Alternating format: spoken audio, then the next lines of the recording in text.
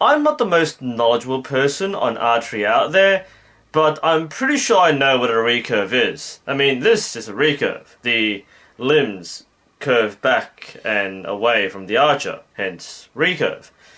But apparently not all recurves are recurves.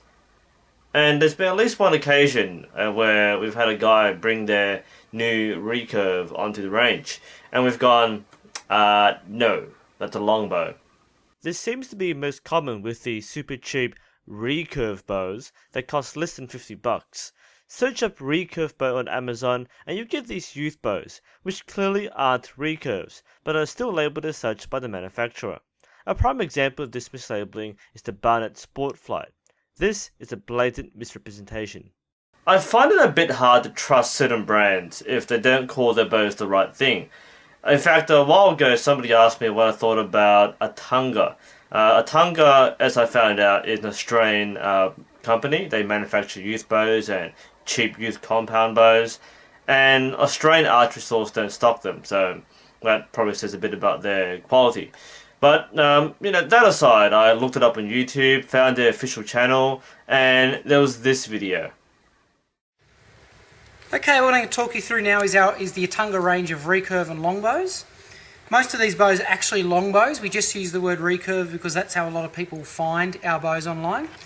This first one... Really? Calling a longbow a recurve to attract more customers? I'm pretty sure there's a thing about not lying to your customers. Fortunately, they seem to have taken the hint and the page lists the item as a longbow, as it should. Speaking of supposed recurve bows, their budget compound bows seem to be longbows with wheels attached. I kind of get how they make the draw consistent even with no let off, but it really looks tacky to me. Unless you've got a kid who is 8 years old, I really don't recommend these youth compounds. If you want to start off the compound, buy an actual compound. I'm also a bit curious about this aiming device. It's a sight. Why not just call it a sight? Personally, I also find that packages that come with 2 arrows to be a little comical. 3, perhaps I can understand, but 2? Even the WARRANT Sport Flight comes with 2 arrows.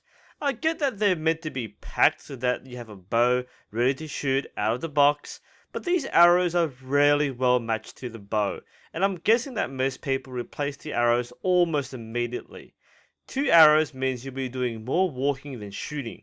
This is another reason why I recommend getting a proper recurve bow as a starting point instead of going down to this level.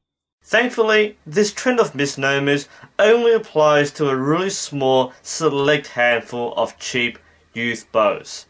So it's not something to really worry about, and it doesn't really make a difference at this level.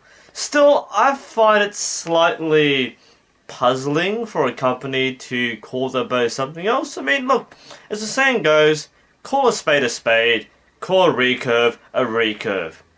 This is NUSensei, bringing you another archery annoyance.